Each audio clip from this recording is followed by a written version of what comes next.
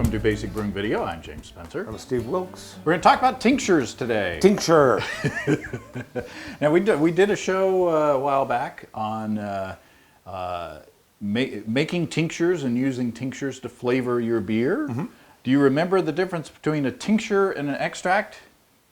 No. A tincture is made with alcohol. An extract it can be made with alcohol or no, anything but alcohol. So you can use other stuff to extract the flavors out of your stuff. It could be water. It could be... Yeah, right. Yeah. Yeah. So say if you have a beer that you want to flavor, and say a fruit beer, and you want to flavor it precisely, what you may not want to do is just dump fruit into the fermenter or dump fruit into the keg. Right. To do it more precisely, you can make a tincture, and what we have is half a cup of vodka. In here we have jalapeños, we have strawberries, and we have dark sweet cherries. All right. And this is a beer that we've featured on a previous show. This is my passion fruit pilsner, so it already has fruit in there. So, and then we've got these little disposable pipettes which have little markings on them for the half milliliter, so you can get like 3 milliliters of tincture. And say if you want, this is a good way of fun, not only for parties, where you can have the little tinctures set out and people can make their own kind of beer cocktails. But if you want to flavor, and this is 4/4 time. I was ready to go to Tchaikovsky's. I was about ready to hit the drum. The 1812 I was just overture. waiting. But if you want to flavor an entire, say, you can bring up the flavor. You can lower the flavor. Basso profundo. So if you wanted to upscale, scale up, you could measure, say, like 3 milliliters of the stuff, put it in a beer, taste it, see if you like it. And if you like it, then you can like figure out and do the math, and then add that amount of tincture to your beer. I like it. Your fermented beer. Now, in some things that like this, the dark sweet cherries, I'm pretty sure would have some sugar in there with the tincture. Yeah. So that might have some effect. You know, say if you're bottling a beer, and you might want to figure that into the carbonation levels. You know, if you're I can't help it. I'm going to use this from now on. So what do you think? What are you itching to try? Some Gold Bond powder right now. If you're itching, it'll clear up soon. And depending on how much of this we have, some BC powder. I see, because we're gonna do all three in here. So I don't know where to start. I think I'm going to start with strawberry. Okay. Now, strawberry is a very delicate flavor. Right. That is hard to maintain in a beer. It's hard to get a strawberry flavor that sticks around. It's very kind of volatile and fragile. I don't know how much I've got here, but so that's like almost, well, it's like 1.5 milliliters. Okay, I'm gonna go with that. Squish that in there, and you'll be the guinea pig for the strawberry, and see. Okay. Now, is that enough, do you think? I don't know.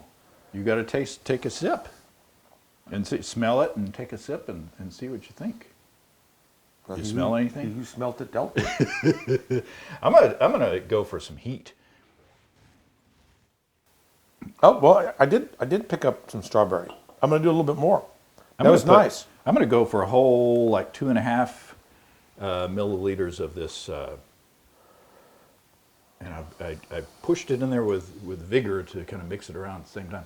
Now, jalapeno is also a tricky flavor to get in your finished beer because, it's easy to get the heat, but to get that pepper flavor is something else. Right. Oh, cheers, by the way. Cheers.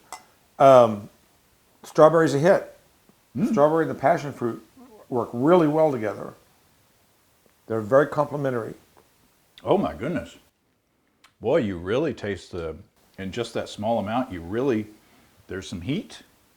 That goes with the tartness of that passion fruit, but you really taste the pepperiness of the jalapeno. That works really well. I was afraid because if you look at the liquid, Like the strawberry liquid has a pinkish hue. It has a definite pinkish hue, and the strawberries are all bleached. The alcohol, and these have been in here like a week. So they look like tripe. And some pieces of like mouse brain or something in there. And you can tell obviously that the cherry has seeped out. Okay. But I was afraid that I wasn't going to get, because it's very clear. It didn't turn green, but the flavor is really in there. That's nice. I like that a lot. Okay, so now I'm going to compound. Go for the cherry. I'm going to go for the cherry. Got a little fruit salad going on there. Well, I figure I'm going to build to the. Oh, you're going to go for the trifecta. Yeah, definitely. I'm doing all three. So here's again. Now my eyes aren't very good, so you have to tell me how much I got. It's a little over 2 milliliters there, and oh, it looks like a tequila sunrise. and now I start singing the Eagles, which was the first cocktail I ever had. Oh, in a bar. I'm gonna do like 2.5 milliliters of the strawberry in there. So strawberry. Okay, so the cherry is nice. I'm gonna put some more in.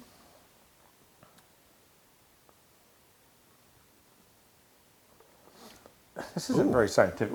We're playing at this point. We're just, yeah. This is a demonstration. But I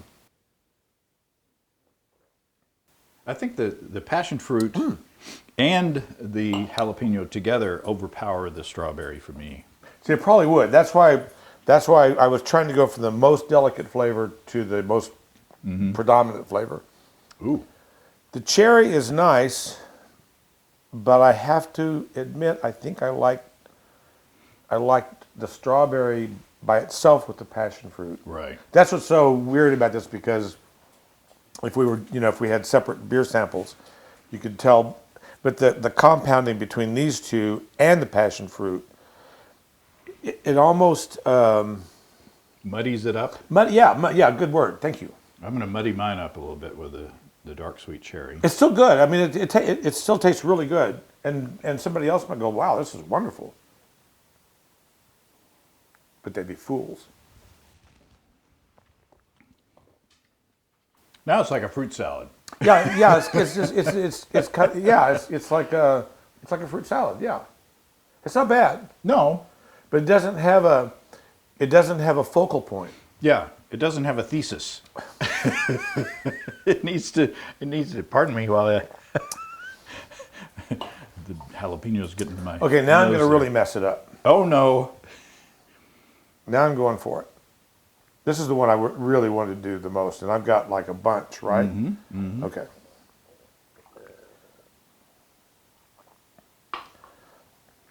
Drum roll, please. Try this at home. If you're of age and legal, it's legal where you are. And morally responsible. And that improved it. Oh. That made it. Probably put a little bite in there. Put a little bite and put some more in there. A little extra dimension. It did. It gave it, it's really nice, actually. It definitely improved it. I really. But you can really wasn't that happy with these two together with the passion fruit. You got to remember the passion fruit. Mm-hmm. But you can really taste the pepper character. Yes, you can. That's what. And it's not. And you're right. I mean, with the amount we've got in here, it's not hot. But I'm getting just a little bit of heat. It's a little spicy. Mm-hmm. And now I like this. This is good. Yeah, I like this a lot.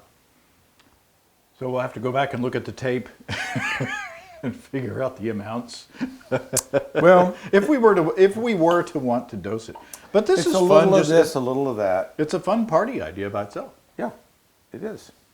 There you go. I like it. Stirring the pipettes. Play with tinctures. So well, it is a great way. So what do you got? A half a cup. Half a cup of vodka. Of vodka, and then or you could use any neutral spirit. I wouldn't use gin, obviously. No, don't use gin. It's not really that neutral. But Everclear. Yeah. Definitely use Everclear. But this is good, and definitely worth drinking. Mm-hmm. Very interesting. Yeah. There you go. Play with the tinctures. But happy brewing. Happy brewing. come and visit us online at basicbrewing.com. You can find archive lists of our audio and video podcasts on home brewing. You can also find our DVDs and our brewer's logbook, where you can track and log up to 50 batches of beer. Speed round. No, we don't have to rush. Before we got to beat the bug man. We got the termite man coming.